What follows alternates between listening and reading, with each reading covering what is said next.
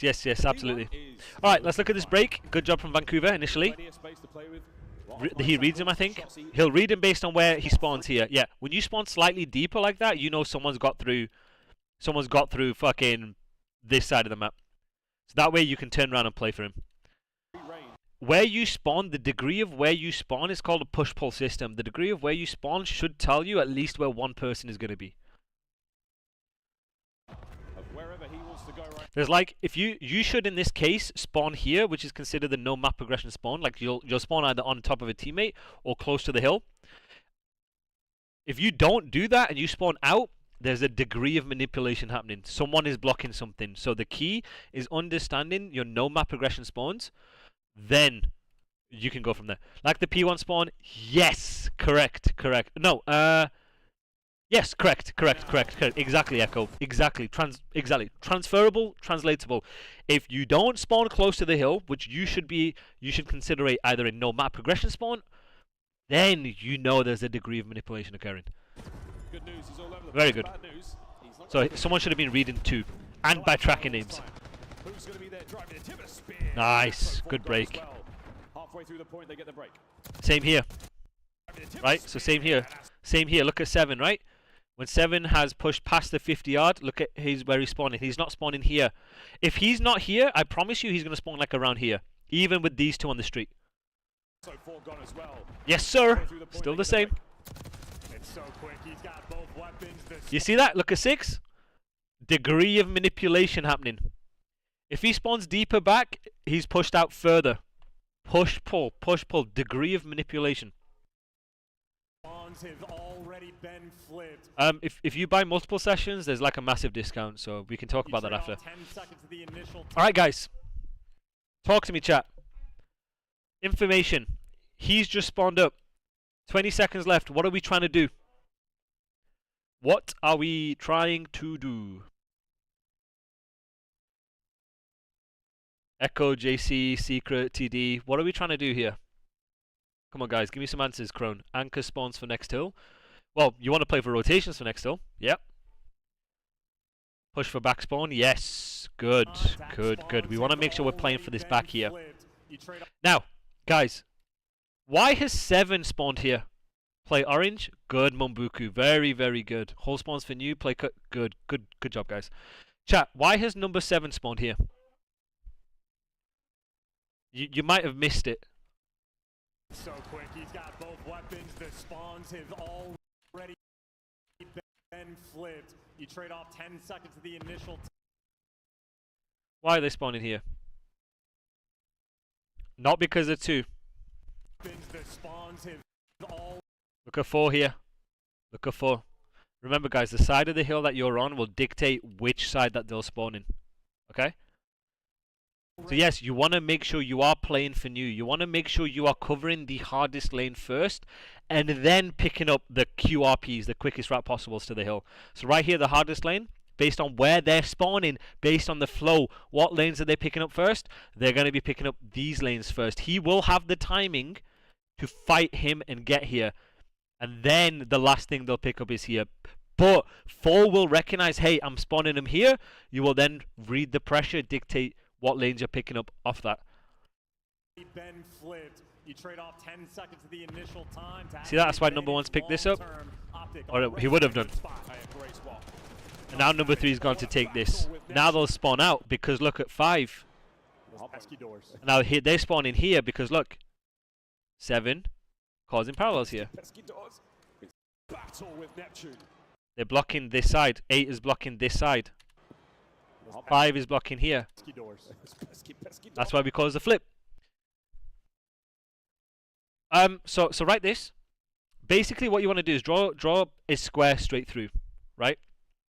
Whichever side of the square you are on, if it's only one person and the majority of your bulk of your weight is on a particular side of the map, they will get the deepest spawn possible relative to how far you are pushing on the other side. The game is looking to spawn you diagonal in the safest spawn possible away from where you are in relation to the square.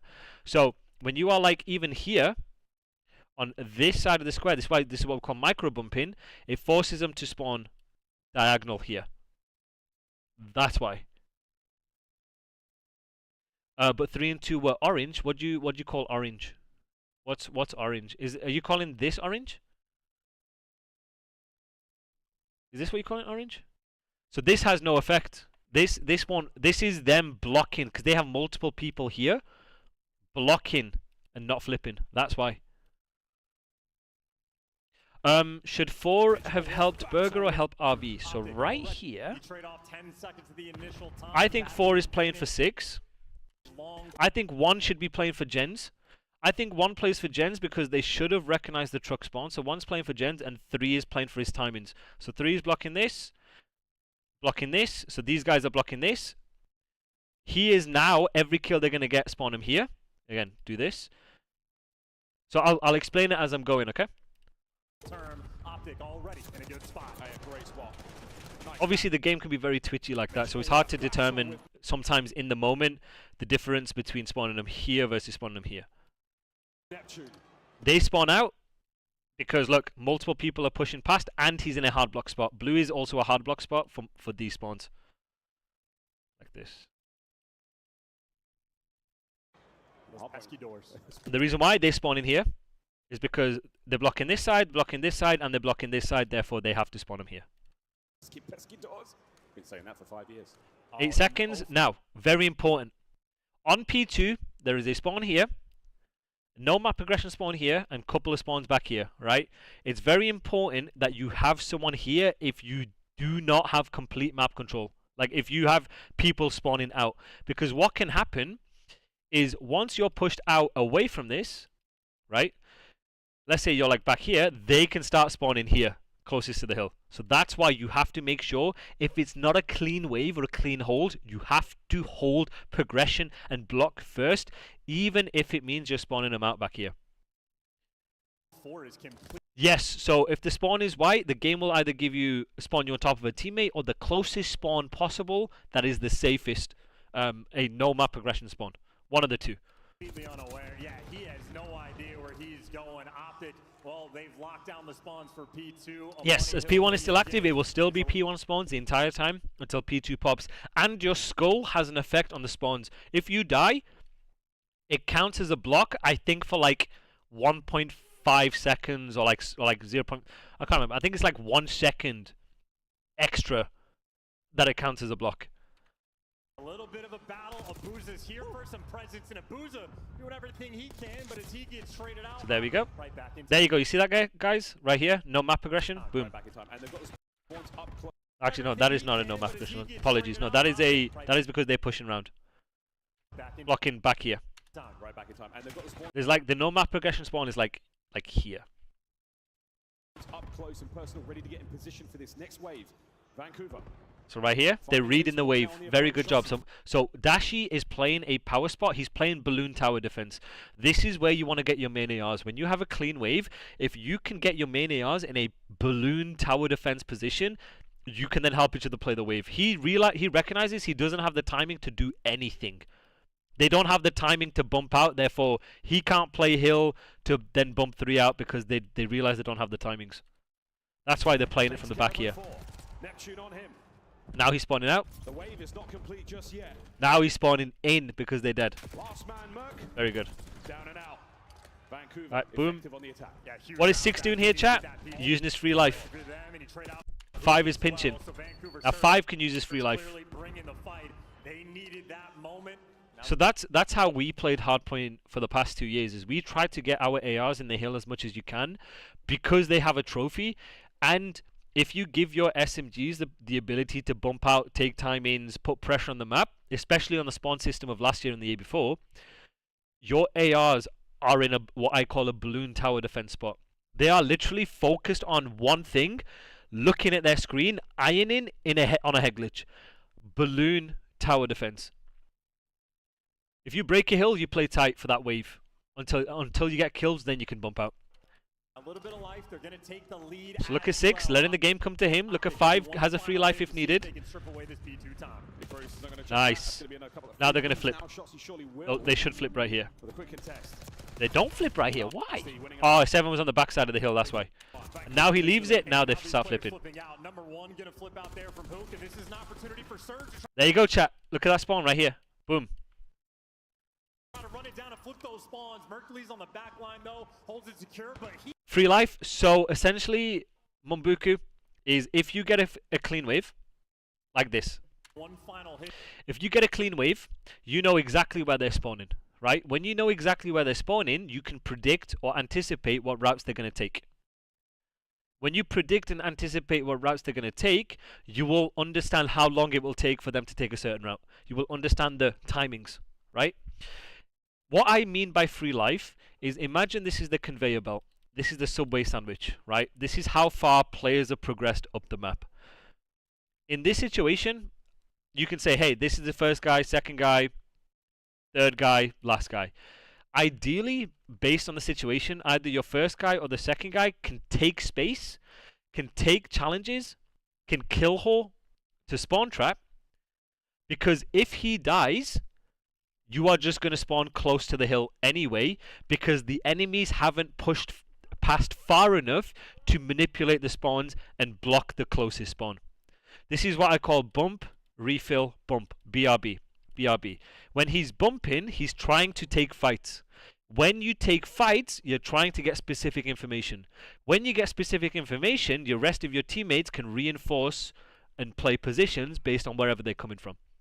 When you do that, you then will spawn close to the time to refill through the time to then do it all over again. That is the whole idea of BRB. See if they can strip away this P2 time.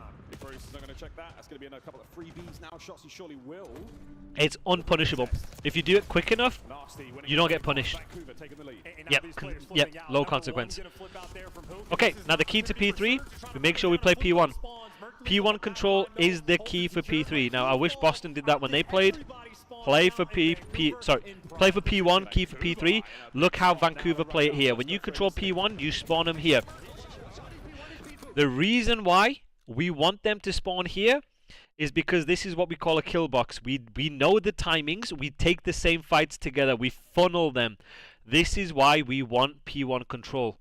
We want to create kill boxes and we want to suffocate teams. When you suffocate teams, it makes it feel like you have 100 places on the map. You guys have heard me say this 1,000 times.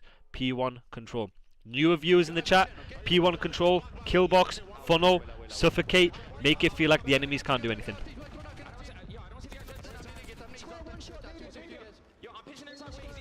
Look at P1 control from Optic. It works on the same way. 40 seconds left. Keep them here. They have to funnel through. You're in positions to cut them, to iron. When you understand what the hybrid spots are on a map, you understand where they're spawning, you predict what routes they're going to take, you can play a position to take the same fight. I want you guys to do this when you play ranked. Start thinking of where they're spawning. Start thinking of what routes they're going to take. Start thinking and predicting. Chat. Yeah, that was a fantastic route from me. Very good. Initially, anyway.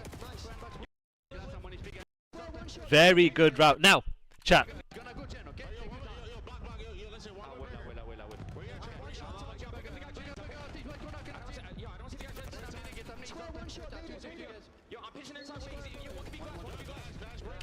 Chat. What is so good about what Neptune has said from a comms perspective, but then also from an in-game perspective? Someone answer me. What was fantastic from listening from a comms perspective and then from a gameplay perspective? What was fantastic about this?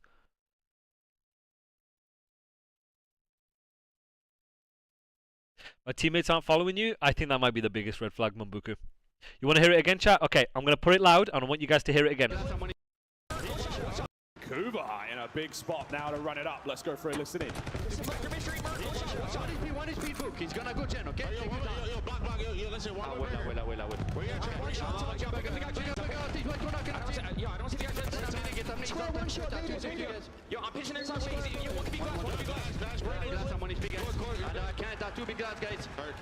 So, regardless of them dying, what was good about Neptune here?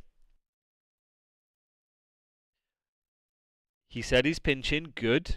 Trying to predict positions for his teammates because good. Okay, fucking fantastic answer, right? Good, Mumbuku, good. So, when he's making a play, he is not only trying to think for his teammates, he's predicting where the enemy's going to be.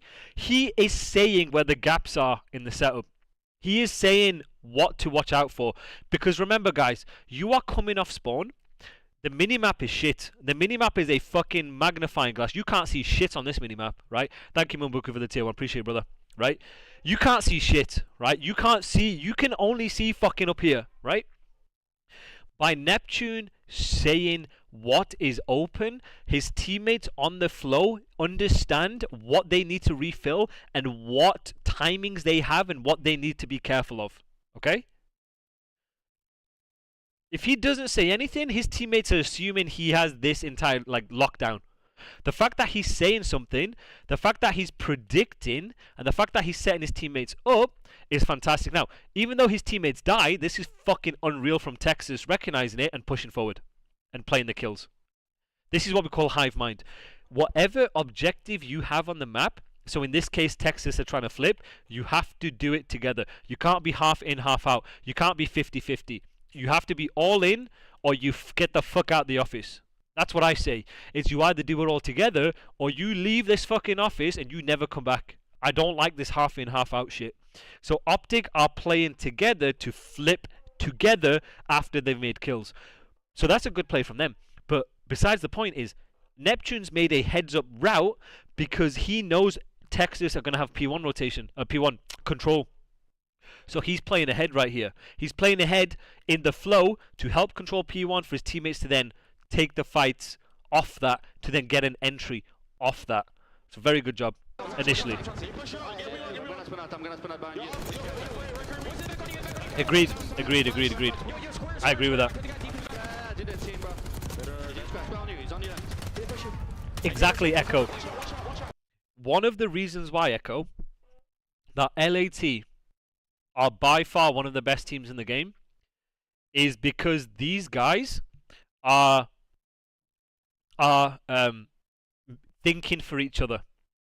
I cannot tell you, especially when you guys are playing in your 4 stacks, do the thinking for your teammates off spawn. The last thing you want to do is come off spawn, try and download this information while getting pressured. When you have impactful players, so this is why I always say SMG players win you games. SMG players every single year, if you have a good SMG duo, it will win you games, right? That is the most important thing because they have the ability to play fast and get info and make the game chaotic. And they are the ones who are most likely going to manipulate spawns, block spawns, make plays, set pinches up, all of these different things. When you have SMG players who are then thinking for you, Paco thinking for you, right? Along with a Ghosty thinking for you, such as ARs who might have more time being the last guy, right? This is how you bounce information for each other. This is how you then think for each other. When you then think for each other, all you have to do is think about what you need to do on your screen, how you want to chow, what you want to do, throw your stun, throw your nade, how you want to slide cancel, all this other bullshit, right? Makes the games easier. How should you think for an AR player?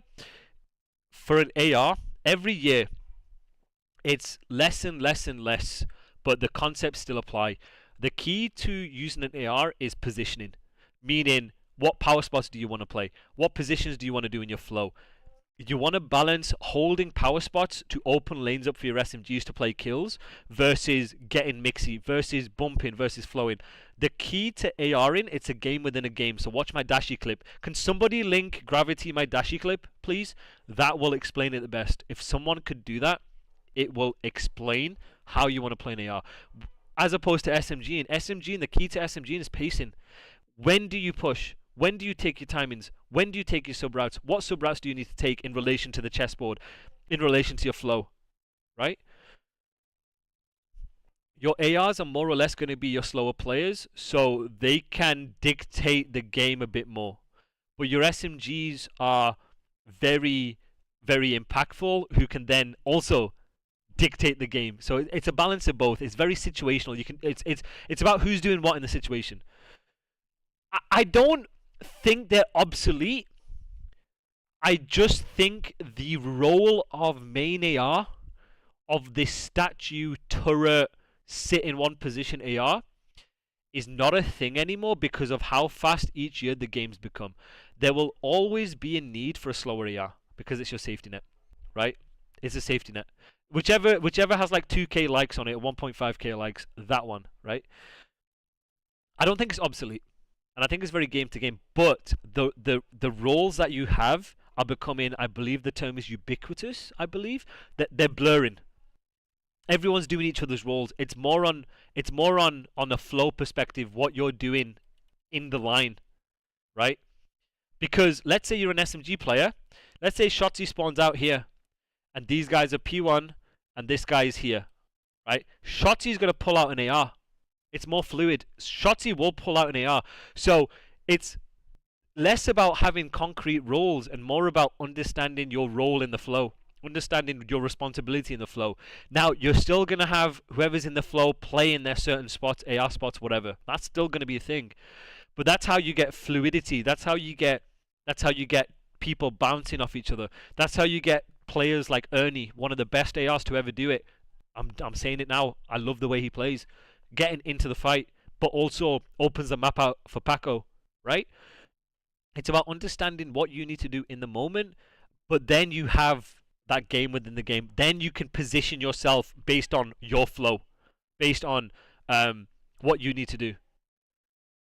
Stop doing that. You pull out an AR where you are required to do so. If you're the last guy, again, Shotzi, if you're the last guy in this situation, you're blocking spawns. Remember, block, refill, block, right?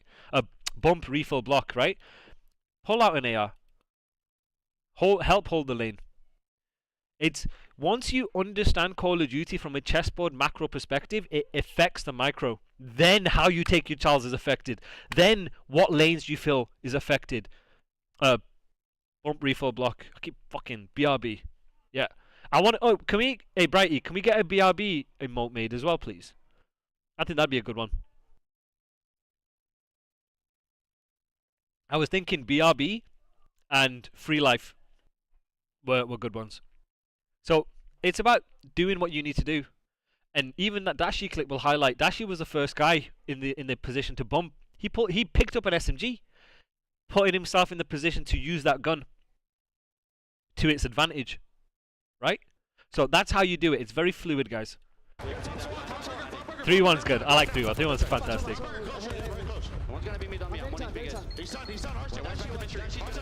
And obviously, the faster the games, the more you require SMGs. The slower the games, the more you can do ARs. You know, it's about the pacing of the game. Nice. You hear that? So, 04 has given the comm we didn't block. So now, when you give the comm you don't block, you understand where they're spawning, right? And you understand what power spots they could potentially be in. Again, you're trying to predict where they're going to be. And this is where Neptune is not doing anything except to like wait for his teammates to get into the play. He's not pushing forward. He's just trying to get scam kills and team shots. He dies, but you get the idea.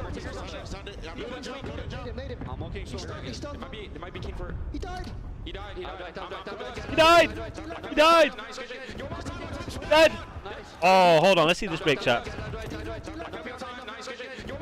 Chat. What do I keep on preaching? He died! But, died aside. How do they break this hill, chat? What is the key? What is the magical fucking formula right here, chat? A fucking 3-1! 3! 3! 1! 1! 3! No, I'm counting this as a 3-1. Yeah, 3-1. Yeah. Dead!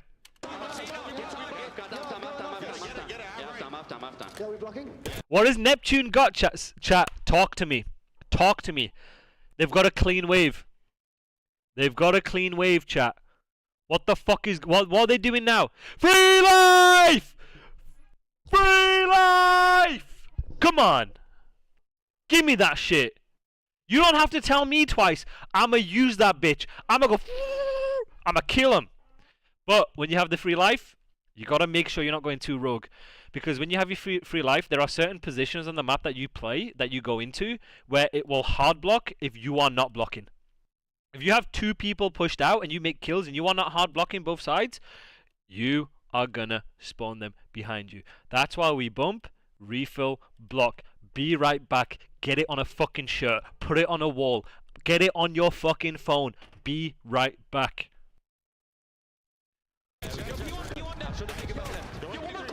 I appreciate you, Brighty. You're a fucking. Let me give Brighty a shout out. Chat. I really want to give Brighty a huge shout out. He has made all of the thumbnails, the emotes that you see here. These fucking unreal emotes. He has made. He has made without asking. He didn't. He went out of his way, and this shit I truly fucking appreciate from him. I genuinely deep down appreciate this. Without me asking, he's done this shit. He's made the thumbnails, content ideas, you name it. This guy has done. Everyone in your life needs someone like him. I can't stress this enough. Fucking honestly, dude, you're a fucking legend, bro. You are a fucking legend. Yep. You can line of sight block. Line of sight blocking, guys, is basically if you are aiming in a certain lane and you're looking at a spawn point, even if you're like back here, the game doesn't want you to spawn in front of someone.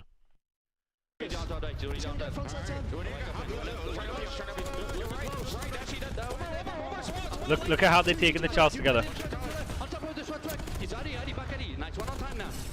Nice. Dead! I love Byron getting hyped, holy shit.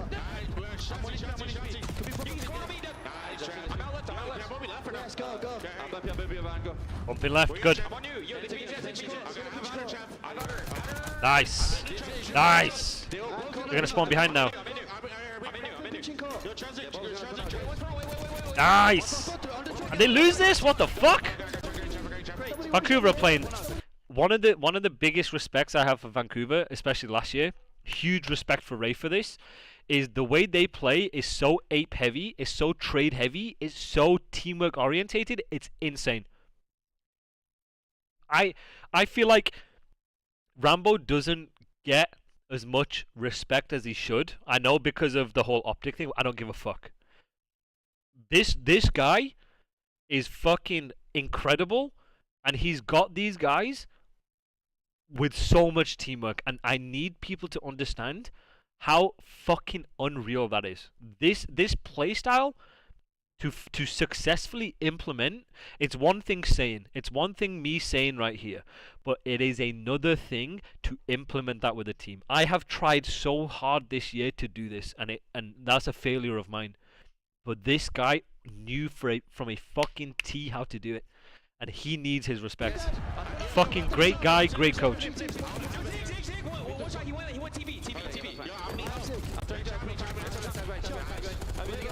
Fucking, he's been a genius for about 20 years, this guy, and he doesn't get as much respect as he should, and it makes me sad.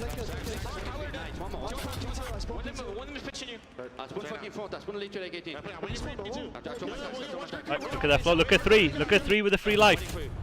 You see that? Bad timing, but you get the idea. Okay, let's see how they're playing this now. So I want to see how Vancouver broke this.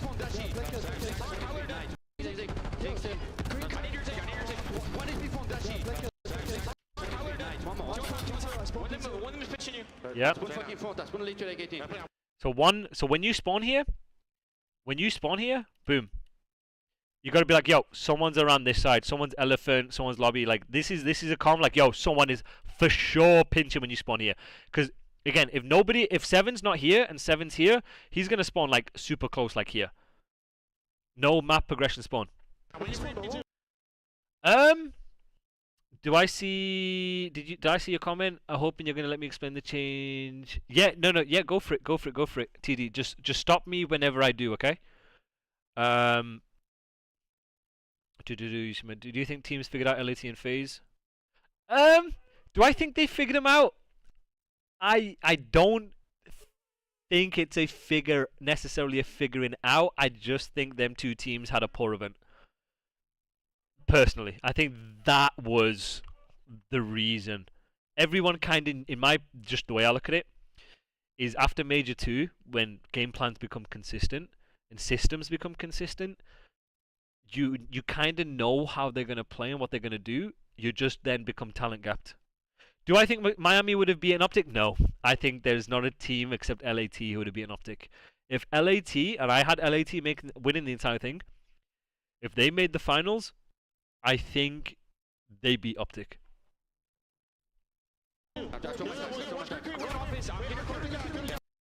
Yes, I do. I do. This is unfortunately what you see there. That is a problem once you qualify for champs. You don't get a variety in what you practice against when you win. When you get to champs, you play the same 3 teams over and over and over and over. And when you play the same 3 teams over and over and over, you get used to a certain style of playing, right? When you get used to a certain style of playing, certain timings, certain ways teams break, certain ways teams chow, certain pacing, speed, all of these different things. Once you then play something that's, I guess, counterable or against that, it becomes an issue. You're not as sharp as you should be because you don't have experience playing different teams. I think it played a big factor in the fact that FaZe and LAT underperformed because they're getting used to a certain style of playing. Where in fact you could argue, you know, it's just very difficult to say. That's what I'd say. Yeah. Miami's strong suits are their pace and their selflessness and their ability to trade. The way Miami play is they play fast, they play to trade, but they play to trade kills that are conducive to the objective. They know in the moment what kills are the most efficient or important in relation to the game or their win condition, and they will play to trade that. Keep it simple, keep it fast, keep it traded. I have so much respect for Miami. Dude, Miami are playing the same way as Vancouver. They've got this play with pace, play with trade, play with 8, play with teamwork down. A lot. Soap. A lot. Now, of course, your LATs and your phases are smoking everyone in scrims, and they perform in tournaments. But you will be surprised how some teams who perform in tournaments don't actually have good scrims. You will have teams who might perform well at LAN who have absolutely dog shit practice, and vice versa. You have teams who actually play really, really well online, but then get to a tournament or an official or a scrim and just shit the bed for whatever reason. It happens. It happens. Yep, you play the opposite side of your bracket. Yes. Sometimes, I don't know why, but sometimes teams just perform well in practice versus official games. Now, you could argue, is it because of mental skills? Is it because when there's a bit of pressure, people change? Is it because the pace of the game changes in officials? Is it because people aren't as confident in officials? There's a whole different things you can say. Yeah, some of it's mental. Some of it is pacing. Some of it is the speed of the game. Some of it, yeah, the other team's locked in. There's no one reason, it's multiple different reasons. Nice. Nice. Very good. Nice. Byron has that free life. He can do what he wants. Byron is using that free life to a T. Oh, we should spawn close 18. See that, chat? Chat, are you picking up what I'm putting down? Byron has a free life mid to react off info. Neptune, safety net. Time, safety net. He then spawns close to then bump, refill, time. Why did 4 spawn there and not with 3? Because of the skull. The skull has an effect on the spawns for like half a second too. Oh, no, sorry, no, not because of the skull, because of 8. Because look where 8 is. 8 is towards mid. 8 is here. This will block like the close P2 spawn here. This blocks playing through mid here. So remember, draw the line. If you get mid control like this, it will block like this too. If you're pushed out here. That's why. So 4, if 8's not here, if 8's like back here, so this is why micro bumping is so important. If 8's like back here and 6 is back here, and nobody's pushed past the 50 of the time, they're gonna get like a close spawn. Like there's like a close spawn here that they'll get, and they'll just refill through time. But then once you've pushed through mid or in secret like this, then you spawn them here. If you push RV like this, like if you're like this, then you'll spawn them here. If there's multiple people doing it, then there's a chance to flip behind unless you're hard blocking. Simple, easy.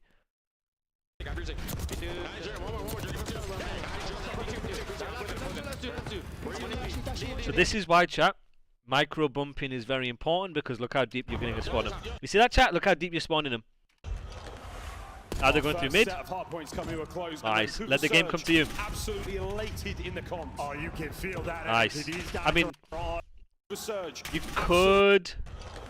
Honestly, that's a really good route from Shotty, by the way. Alright, chat, question. Why is this a good route? Why have they decided to take Burger Street control? Why have they not just bullied through time? Let's think like a pro right now, right? Dashy's just died. Let's think like a pro. Why are they taking routes here? Why have they all just decided not to bang through? Why is this situation different? Someone give me an answer. Someone think about it. Let's start thinking like pros here. Okay, no, that's fine. Playing ahead.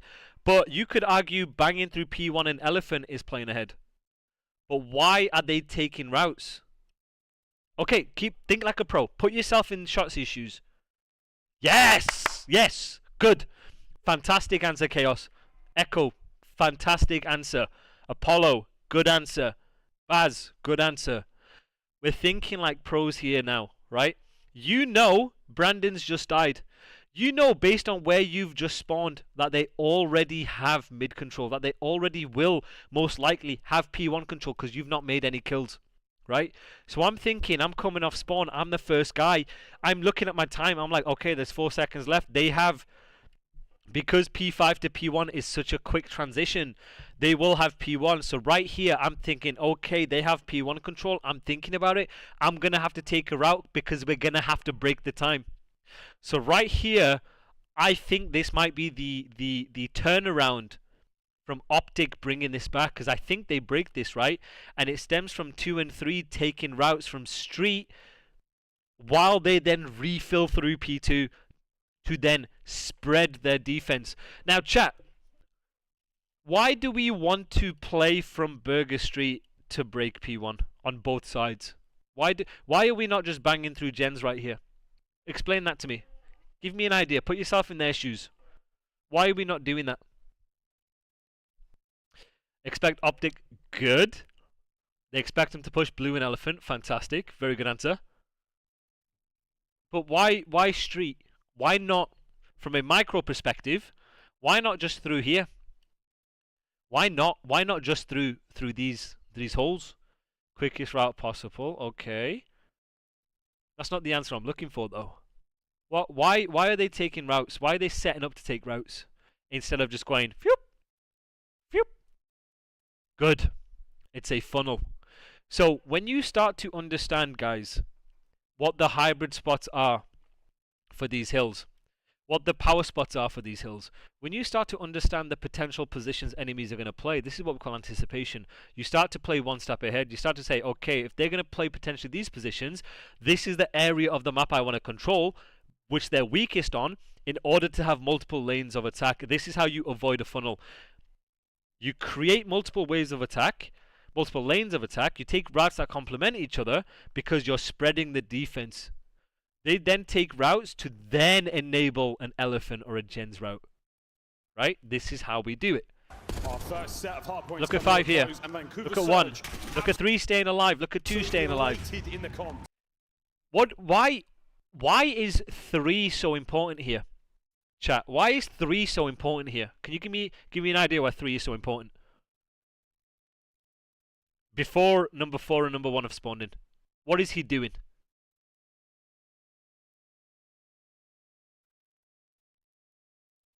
Okay, did. Crone, doesn't he block the burger spawn? So right here, I wouldn't be worried about the burger spawn. Pull arrows, info, blocking, he's drawing attention. Good. What do we call it? What do we call what Merc is doing? What do we call it? Why has Merc not just decided, yo, I'm going to bang this? What is it called? What is he doing? And why is he doing it? What's good, Metals? I'm good, Metals. How are you, brother?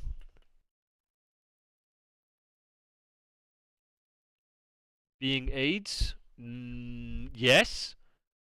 Wants him to OE Taylor? Good. Waiting so they can push? Good. Safety net? Good. But what is it called? What is the word called? What is he doing? What is he doing? There's two words he can use. What is from a fundamental perspective? What is it called? Yes, playing his life. Elaborate. He is. Come on, guys. He's doing what? There's two words that I used earlier. Holding the cross. Good, but why? Why? What is it called? No? Baiting, yes, but these are all because he's doing what, chat? Chat, I'm going to give you a couple more tries and I'll tell you why. You guys are going to be kicking yourselves for this. Remember, Hacienda P3. Hacienda P3. Good answer, Crush. Good answer. But there's one... Guys, come on. Starts with a P. Yes! Bingo! This is him holding progression. He's holding a progression spot, right? So he's in here holding his progression while Ant is the first guy taking the route. Now, why is he holding progression? What is the importance of holding progression in this situation? Think like a pro right here. Put yourself in Mercury's shoes, right? Think like Mercury's right now, before Shotzi's just got the kill. What is it right now? So, let me go back. What is it right now? So, download the information you have on this map.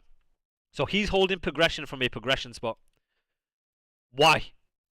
So, a progression spot is an area of the map, or you can say a spot on the map, where if you don't move and you stay alive, it allows your teammates to use that and get to you without the fear of death in order to trade or take fights together. In this situation, he's either holding a progression spot or he's holding progression. It doesn't always have to be a spot. It could be anywhere on the map. The general core point is he is staying alive on a particular side of the map because of the situation he's in. Because they're in currently a 3 versus 4 and Seattle have a full setup, essentially a full setup, right? Which means they don't have numbers if they went 1-for-1, meaning they're at a disadvantage. So now when you're at a disadvantage and you're trying to break, this guy's taking the route. Again, you're taking the first guy's taking the route in order to set up the break. He's holding progression, waiting for his teammates to then activate the play. Activate means take fights at the same time to take fights together, if you understand where I'm coming from. So he's playing his life, staying alive, doing nothing, because he could easily do this. But now he's taking essentially basically a 2 versus 1. He doesn't know that, but he's going to be... he's probably thinking, right, I might take a 3 versus 1 here. He doesn't do that. He holds progression, allows Hugh to get in the fight. Dashi is going to spawn basically close based on what this guy's doing. And then they're going to fight together based on here or whatever, wherever he spawns in that case. So like he spawns here, right? Now he's staying alive. Allows Shotzi to make the intro play, activate off that, and then he's going to make a play based on what these two are doing. Now they have numbers, you'll see him activate. Now you see him activating. Oh, well, he was activating. Now he's trying to do something. Now he's trying to do something. Oh, of course, you can nitpick, right? But you get the idea. Is when you don't have numbers in a break, respect the space the enemies have, respect the timings the enemies have, respect the power spots enemies have. When you guys are playing ranked, think about what positions enemies are going to have, then wait for your teammates, hold progression. If he's holding progression and they challenge him, so be it. They've scammed. Now you have numbers. Now you wait for teammates. Now you collapse.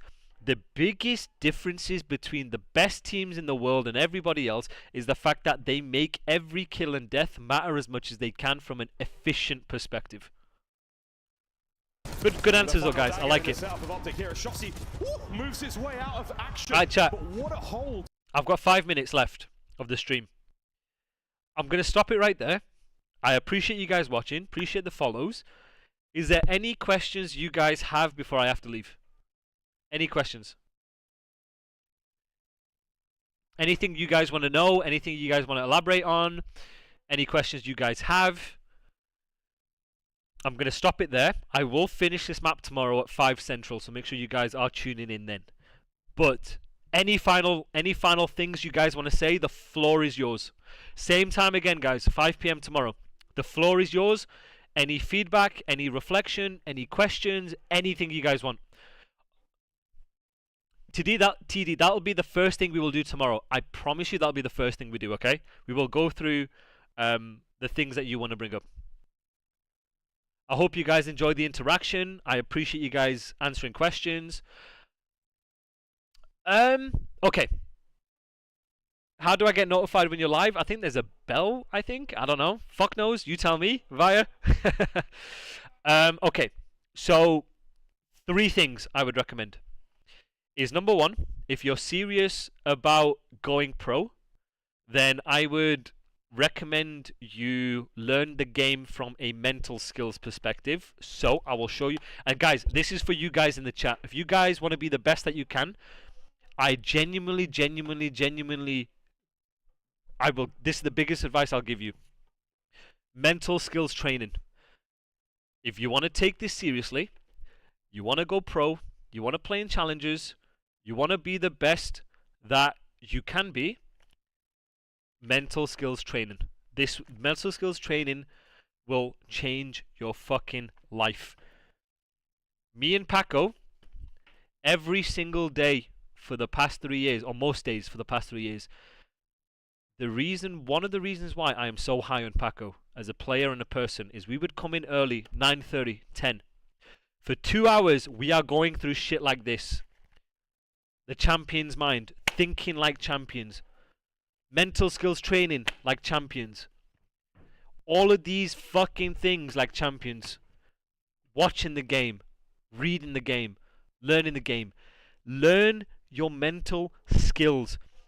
Everything about your fucking brain is going to be the biggest difference when you get on that fucking stage. And it's not just about what you do on the stage. You win your tournaments through the day-to-day. You win your tournaments from your fucking all the practice that you do, but it's the way you go about it. Culture.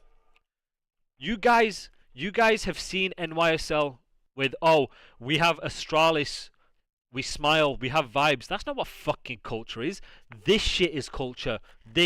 Everything that I've learned from this, all of these different fucking books that I have about culture, your day to day is going to affect if you win tournaments or not. Another one, championship fucking culture.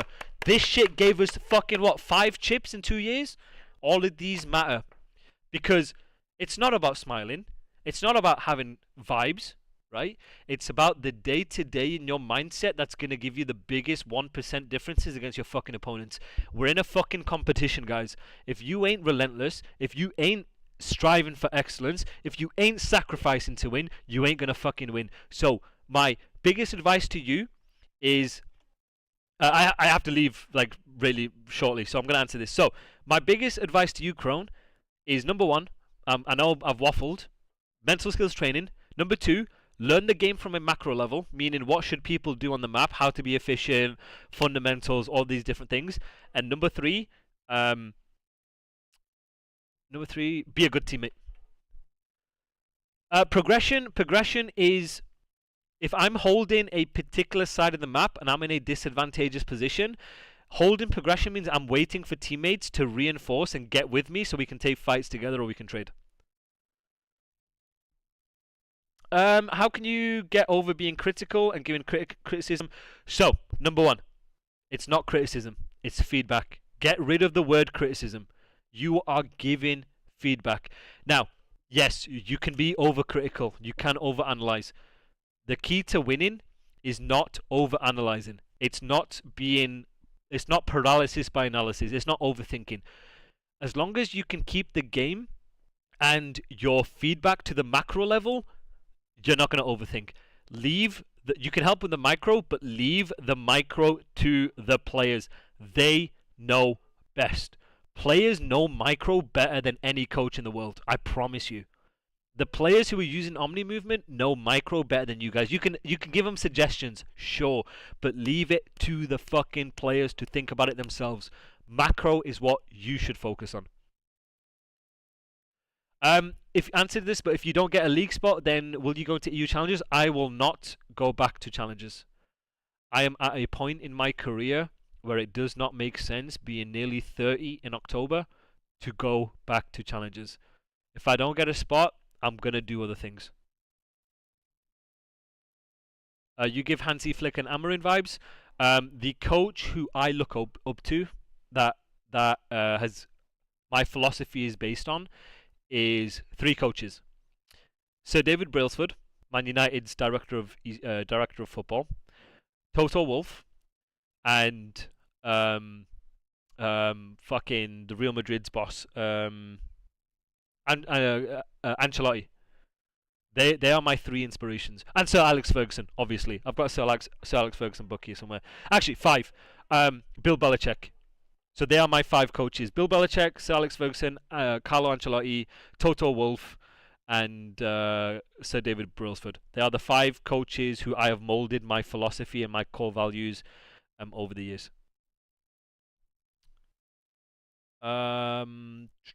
Feedback is based on the individual. So the feedback that you give is optimal based on the individual that you're working with.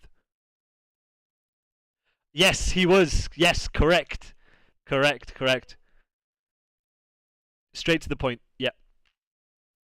Is he the one that believed in improving? Yes. Marginal gains. So locker room tomorrow. Viewer 8s on Friday. Viewer 8s on Sunday.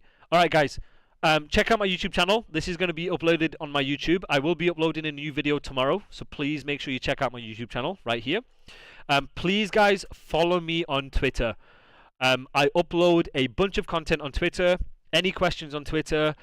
I post when I'm streaming on Twitter. Please make sure you are following me on Twitter. If you want to follow me on Instagram, you can follow me on Instagram. And if you guys want coaching, this is my website right here. Check my last comment before you go offline. Can I jump in a call after the stream and tell you? I have to go. I have to leave in literally 8 minutes. I gotta go in 8 minutes. Join Atlanta FaZe. I would kill to join Atlanta FaZe. I would kill to join Crowder, but it ain't gonna happen. It won't happen. So, other than that, any final questions, chat? And I just want to say, every single person lurking, make sure you follow the stream. Thank you so much, everyone lurking. Thank you guys for taking part. Thank you guys for the interactions. I'm praying and I'm hoping you guys are learning. I'm hoping you guys are getting value from this. Oh, I keep forgetting I can raid. Wait, no, let me see if Amelia's fucking streaming. I'm gonna raid Amelia if she's streaming, because I always forget to raid her. If she's streaming, I'm gonna raid her. Wait, how do I raid? Do I leave the stream live and raid, or do I end the stream and raid? How does it work? Appreciate you guys. She is. You can do both. Raid, then end the stream. After that, end the stream. Got you. Got you. But yeah, genuinely, guys, all the support you guys have had, you've shown, is such a humbling feeling, and hopefully I can like make it up to you guys, and hopefully you guys keep watching. Hopefully you guys keep enjoying. Hopefully you guys enjoy the videos and stuff like that. I'll keep doing more if you guys keep watching. So it genuinely means a lot. If I ever fuck up, if I ever piss you guys off, I expect you guys to tell me straight. And yeah, appreciate you guys. Take it easy. So raid. What's Amelia's Twitch?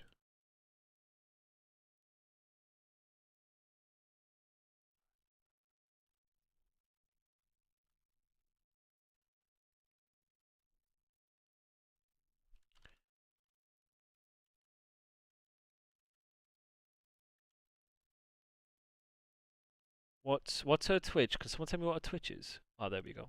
I just want to make sure I want to spell it right.